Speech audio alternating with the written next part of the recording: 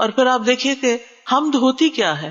حمد اصل میں اللہ تعالیٰ کی تعریف کے لیے لفظ استعمال ہو رہا ہے یہاں پر، یعنی محبت اور تعظیم کے ساتھ اللہ تعالیٰ کا کامل وصف بیان کرنا، اللہ تعالیٰ کی تعریف بیان کرنا. کیونکہ اللہ تعالیٰ اپنی ذات، اپنی صفات، اپنے افعال، یہ تین لفظ یاد رکھیے گا، اپنی ذات، اپنی صفات اور اپنے افعال یعنی کاموں میں کامل ہے، پرفیکٹ ہے. اس کے علاوہ کوئی اور ایسا نہیں کہ جس کے اندر کمال ہو. یہ کمال صرف اللہ تعالیٰ کے لیے ہے. اس لیے تعریف بھی اللہ ہی کی. وَلِلَّهِ الْحَمْدُ رَبِّ السَّمَاوَاتِ وَرَبِّ الْأَرْضِ رَبِّ الْعَالَمِينَ. کہ سب تعریف اللہ ہی کے لیے ہے جو آسمانوں کا رب ہے، زمین کا رب ہے اور سارے جہان والوں کا رب ہے. کیونکہ اسی نے سب کو پیدا کیا، زمین و آسمان اور جو کچھ ان کے بیچ میں ہے. اور پھر یہ کہ ہر نعمت جو ہمیں ملی اسی کی طرف سے.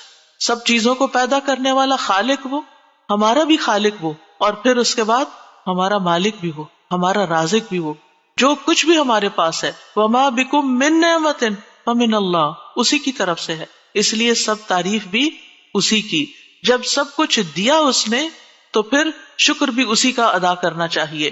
اور پھر آپ دیکھیے کہ ہدایت کا سبب جو کتاب اللہ ہے وہ بھی اللہ نے ہمیں دی، لہٰذا اس پر بھی اللہ تعالیٰ کی تعریف.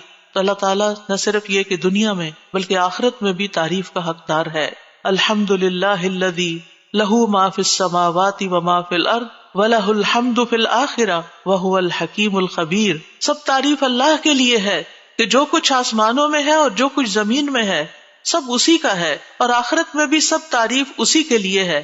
وہی کمال حکمت والا، ہر چیز کی خوب خبر رکھنے والا ہے. اور پھر اللہ تعالیٰ کی صفات کا جو ذکر ہے کہ کیوں نہ اس کی تعریف کی جائے، کیونکہ وہ تو مہربان ہے، رحمان اور رحیم ہے. اور اللہ تعالیٰ کی 100 رحمتیں ہیں جن میں سے صرف ایک اس دنیا کے لیے، باقی 99 آخرت کے لیے. اس لیے تعریف دنیا میں بھی اللہ کی اور آخرت میں بھی. اور پھر مالک یوم الدین بھی وہی ہے کہ جس دن ہمارے اعمال کا فیصلہ ہوگا، اس لیے تعریف اسی کی کہ اس نے یہ فیصلہ اپنے ہاتھ میں رکھا ہے. اور پھر ہم اسی کی عبادت کرتے ہیں. جس رب کی اتنی صفات ہوں پھر اس کی عبادت کیوں نہ کی جائے، اور اسی سے ہم مدد چاہتے ہیں اور سب سے پہلے ہدایت چاہتے ہیں، اور پھر انعام یافتہ لوگوں میں شامل ہونا چاہتے ہیں، ان لوگوں میں نہیں جن پر رب ناراض ہے، اور ان میں بھی نہیں کہ جو بھٹکے ہوئے لوگ ہیں. تو سورۃ الفاتحہ میں جہاں دعا کا ادب بیان ہو رہا ہے وہاں اللہ تعالیٰ کی صفات کا بھی ذکر ہے، کیونکہ فَلِلَّهِ الْأَسْمَاءُ الْحُسْنَى فَادْعُوهُ بِهَا. سب اچھے اچھے نام اللہ کے ہیں، لہٰذا ان ناموں کے ساتھ اس کو پکارو، یعنی اس کی صفات بیان کر کے، اس کی تعریف کر کے اس کو پکارو.